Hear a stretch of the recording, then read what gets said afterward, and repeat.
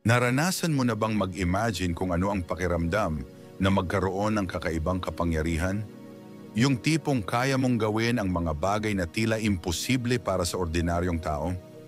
Bago tayo magsimula, may tanong ako. Paano kung ang taong akala mong ordinaryo lang ay may tinatagong kakayahan na hindi mo pa nakikita? Kumusta mga kano? Welcome back sa ating channel kung saan hinuhukay natin ang mga misteryo at kababalaghan ng mundo. Ngayon, pag-uusapan natin ang isang bagay na magpapa-question sa inyo sa kung hanggang saan ba talaga ang limitasyon ng tao. Imagine, may mga taong kayang gawin ang mga bagay na akala natin ay sa pelikula lang nangyayari. Gusto nyo bang malaman kung sino sila at ano ang superpowers nila? Tara na at ating alamin. Alam nyo ba na may isang kondisyon na tinatawag na savant syndrome? Ito ay isang rare condition kung saan ang isang tao na may developmental disability, na kadalasan ay autism, ay nagpapakita ng incredible skills o abilidad sa isang specific na area. Hindi ito fiction, pero parang ganun na nga. Mayroon silang mga superpowers, pero hindi sila lumilipad o nagpapalabas ng laser eyes. Ang superpowers nila ay nasa kanilang utak. Number 10, Kim Peek, ang Mega Library. Magsisimula tayo sa isang lalaking naging inspirasyon ng movie na Rain Man. Ang pangalan niya ay si Kim Peek. Si Kim ay ipinanganak na may kakaibang kondisyon sa utak. Wala siyang corpus callosum, ang parte ng utak na nagkokonekta sa left at right hemisphere. Pero dahil dito, naging extraordinary ang kanyang memorya. Isipin mo to, mula pagkabata, binabasa niya ang mga libro. Pero hindi lang basta binabasa. Nire-record niya ito sa utak niya, word by word, page by page. At ang highlight, nakakabasa siya ng 2 page ng sabay, left eye sa left page, right eye sa right page. Parehong naa-absorb ng utak niya. Bago siya pumanaw, nabasa na niya ang mahigit 7,000 libro. At naalala niya lahat ito, lahat ng detalye, lahat ng sentences at words. Kung tatanungin mo siya ng kahit anong facts tungkol sa history, geography, literature, music, sports, sasagot siya ng walang pagdududa. Pero ang nakakalungkot, hindi siya marunong magboto ng sarili niyang damit o magsintas ng sariling sapatos. In short, hindi niya kayang gawin ang simpleng gawain na kayang gawin ng ordinaryong tao. Ang utak niya ay nakafocused lamang sa memorya. Parang na-trade ang basic skills kapalit ang super memory. Ang tanong, worth it ba? Number 9, Steven Wiltshire, ang human camera. Ang susunod natin ay si Steven Wiltshire, ang lalaking tinatawag na the human camera. Si Steven ay may autism. Nung bata pa siya, hindi siya nakakapagsalita. Tahimik lang siya palagi. Pero may natuklasan ang mga guro niya. Kapag binigyan mo siya ng papel at lapis, nagiging alive siya. Ang special ability niya, kapag nakita niya ang isang lugar, isang cityscape, isang building, kahit once lang, kaya niyang i-drawing ito ng eksakto, down to the smallest detail. Pinasakay siya sa isang helicopter para tingnan ang buong city ng London ng ilang minuto lang. Pagkatapos, sa loob ng studio, gumuhit siya ng buong panoramic view ng London. Bawat building, bawat window, bawat street ay tumpak. Walang pagkakamali. Ginawa niya rin ito sa New York, Tokyo, Rome at Dubai. Isang beses lang natingin, naka-record na kaagad ito sa utak niya. Parang may camera sa loob ng kanyang isipan.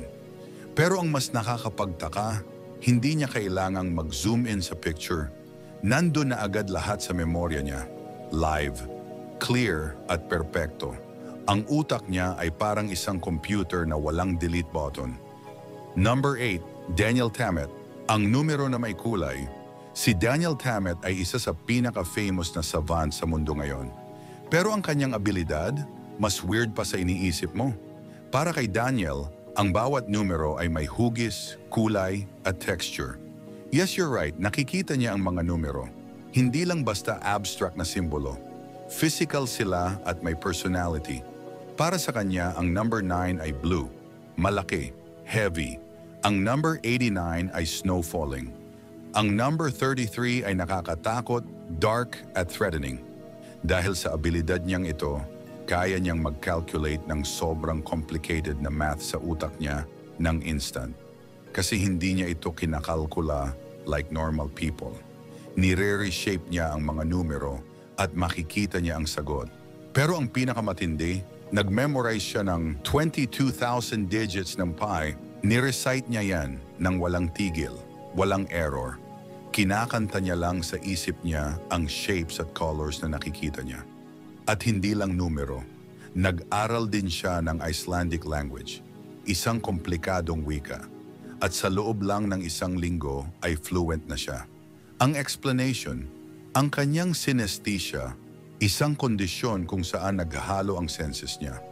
Pero sa kanya, hindi ito curse, ito ay regalo.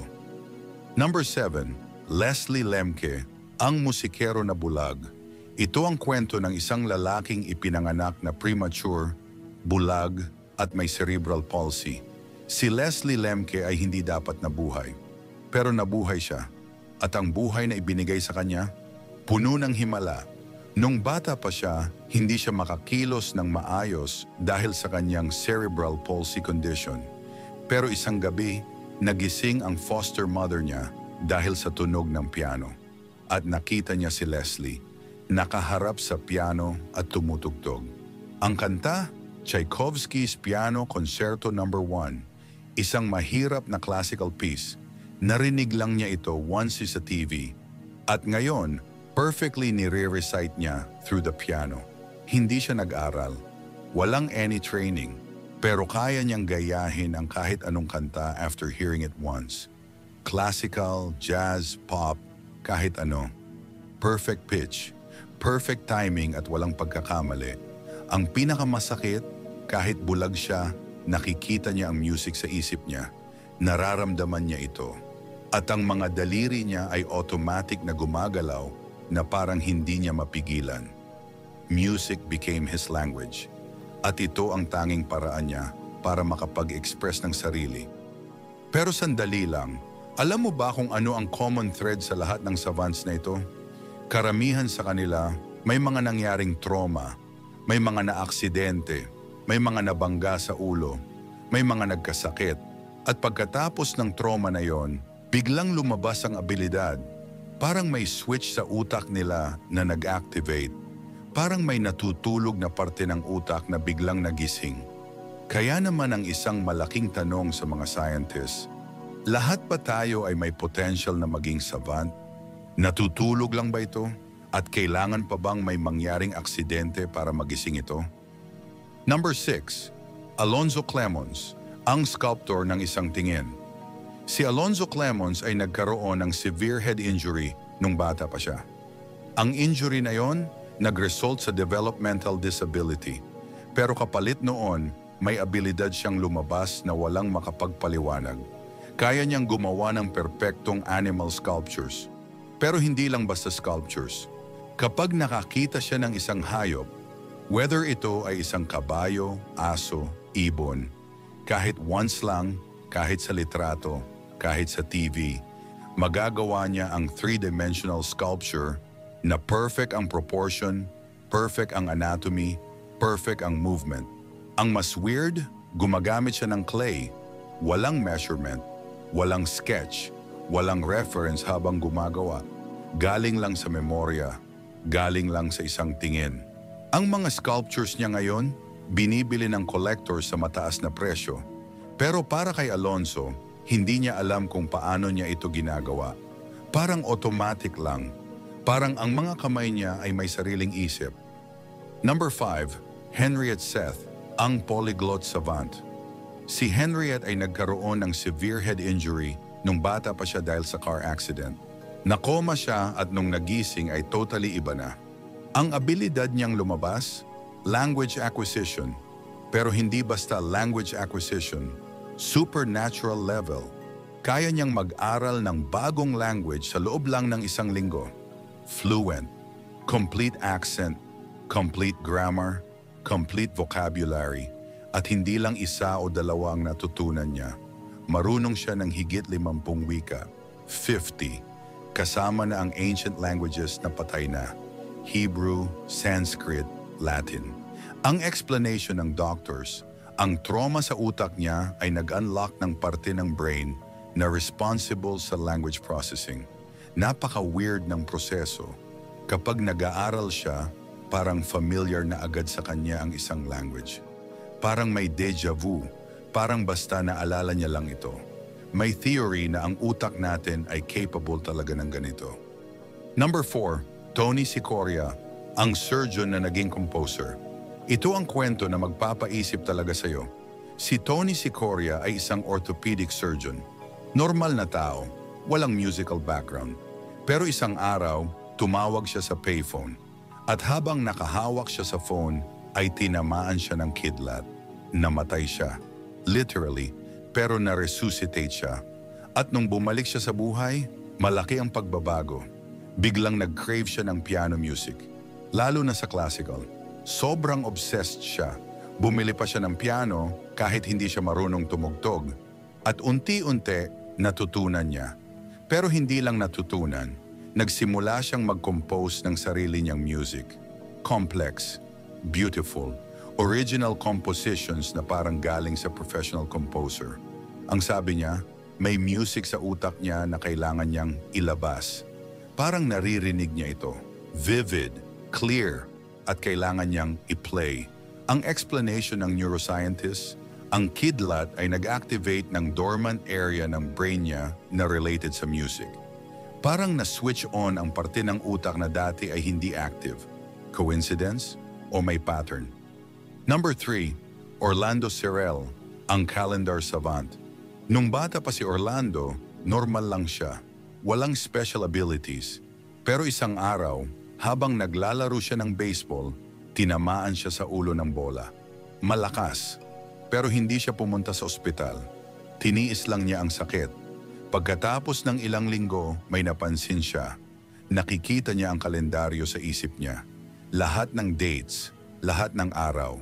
At kapag sinabi mo sa kanya ang isang date, kahit anong taon, masasabi niya kung anong araw ng linggo yon.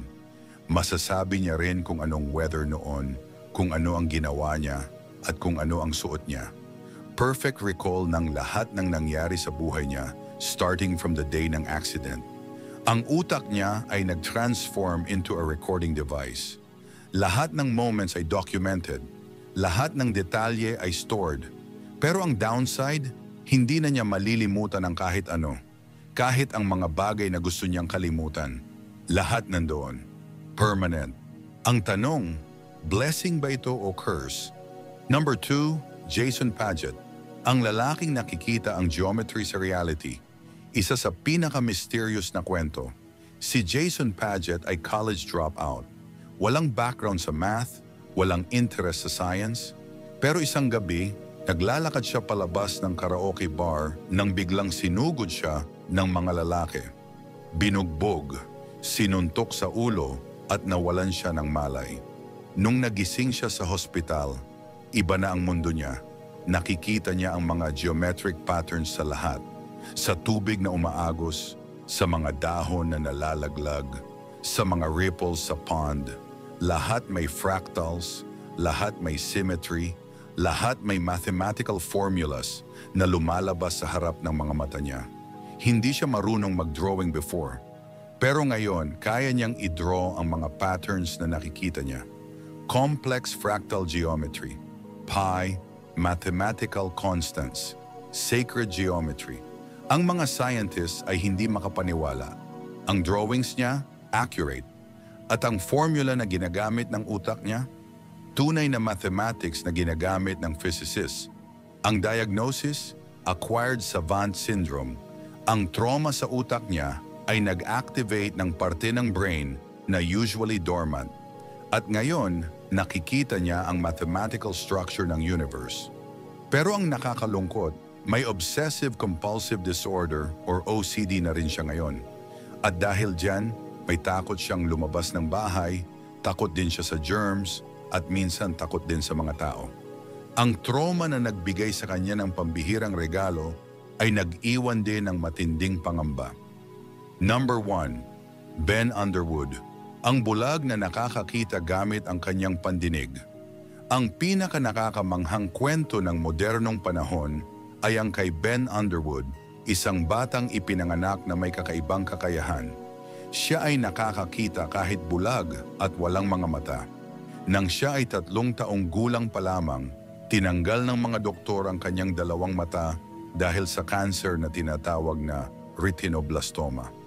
Ngunit sa halip na maging hadlang ang kanyang pagkabulag, tila ito pa ang naging daan para magising ang isang natatagong kapangyarihan sa loob niya.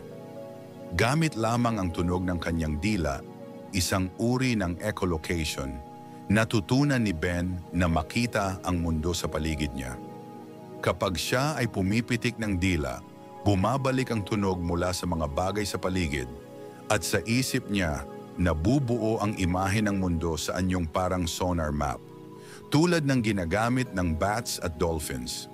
Dahil dito, kaya niyang maglakad mag-isa sa kalye, magbisikleta, maglaro ng basketball at makipagtaguan sa kanyang mga kaibigan.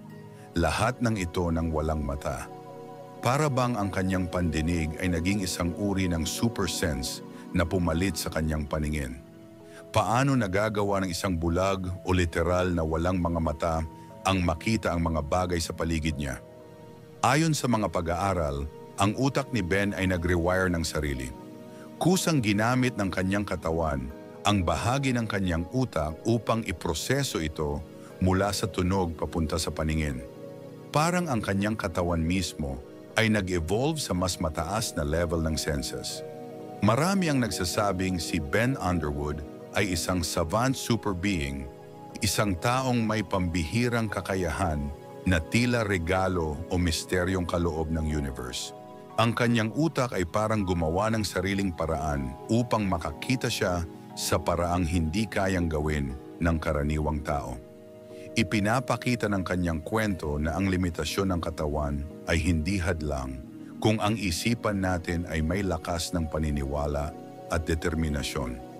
Bagaman pumanaw si Ben Underwood dahil sa cancer, iniwan niya ang mundo na may isang mensahe ng inspirasyon at hiwaga. Ayon sa kanya, hindi mo kailangan ng mga mata para makakita, kailangan mo lang maniwala. So mga kano, ayan ang 10 savants na may real superpowers. Pero bago tayo magpaalam, may tanong ako sa inyo. Ano kaya talaga ang potential ng utak natin? Bakit kailangan pa ng trauma, accident, or rare medical condition para lumabas ang extraordinary abilities? Natutulog lang ba ang mga abilities na ito sa loob natin? At ang pinaka-mysterious na tanong, posible kaya ma-unlock ang mga abilities na ito ng safe? Kayo, ano ang opinion nyo? Paki-comment lang sa ibaba. Maraming salamat sa inyong oras sa panonood. Kung nagustuhan nyo ang video, baka pwedeng paki-like at subscribe naman ito kaibigan. Malaking tulong na po yan sa ating channel. Huwag mo na rin kalimutan i-check ang iba pa nating strange and mystery videos na siguradong magugustuhan nyo. Until next time, ito po si Kuya Kaloy ang inyong host at magkita-kita po ulit tayo sa mga susunod na episodes ng No PH. Maraming salamat po.